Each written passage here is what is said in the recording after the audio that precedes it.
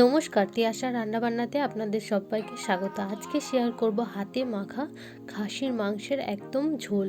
এইভাবে বানালে কিন্তু খেতে দারুণ টেস্টি হয়। আর হাতে যদি কম সময় থাকে বা যদি ঝটপট বানানোর ইচ্ছা হয় তাহলে কিন্তু এই রেসিপিটা একবার ট্রাই করতে পারেন। বানানো কিন্তু খুব সহজ। তো চলুন রেসিপিটা শুরু করি।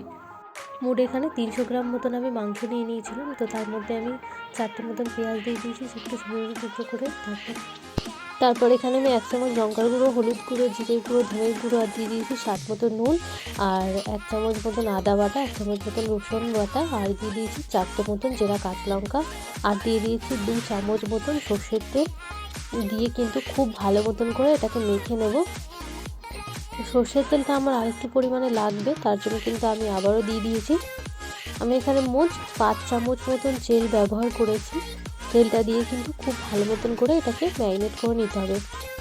এইভাবে কিন্তু একবার অবশ্যই খাসির মাংসটা আপনারা ট্রাই করতে পারেন। হাতে যদি কম সময় থাকে অথবা যদি চটপট কোনো খাওয়ার ইচ্ছা হয় তাহলে কিন্তু এই রেসিপিটা একবার ট্রাই করতে পারেন।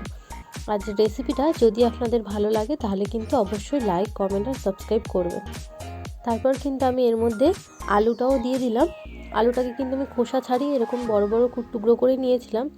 আলুটা করে আমি এক্সট্রা করে আর ভাজিনি, এইভাবে এর সঙ্গেই মিশিয়ে নিচ্ছি। তো এটা কিন্তু একদম শর্টকাট মাটনের ঝোলের রেসিপি।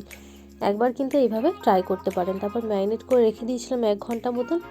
তারপর গ্যাস অন করে কড়াই বসিয়ে এর মধ্যে আমি 2 চামচ মতন সর্ষের তেল দিয়ে একটা শুকনো লঙ্কা ফোড়ন হিসেবে দিয়ে ওই ম্যারিনেট করা মাংসটা এর মধ্যে দিয়ে দিলাম।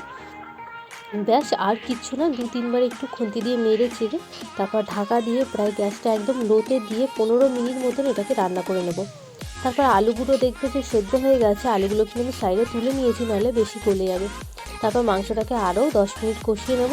তারপর 1 কাপ মতন জল দিয়ে দেবো, উপর দিয়ে গরম মশলা দেবো, ধনে পাতা দেবো, 4টে মতন দিয়ে দিলাম চেরা কাঁচা লঙ্কা, ধনে পাতা আর গরম মশলা দিয়ে প্রেসার কুকারটা বন্ধ করে 3টে সিটি দিলে কিন্তু একদম রেডি মাটনের ঝোল।